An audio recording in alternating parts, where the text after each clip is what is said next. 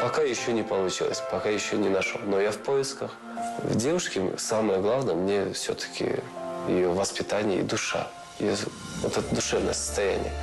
Как она реагирует на те или иные ситуации. Мои мысли заняты именно на этом концерте. Что я буду делать? В детстве, когда мы ехали в поход с родителями, родители слушали эти песни.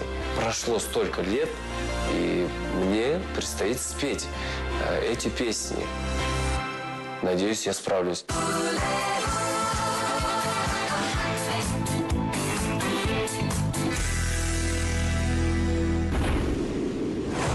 Жан-Султан Жумагалиев.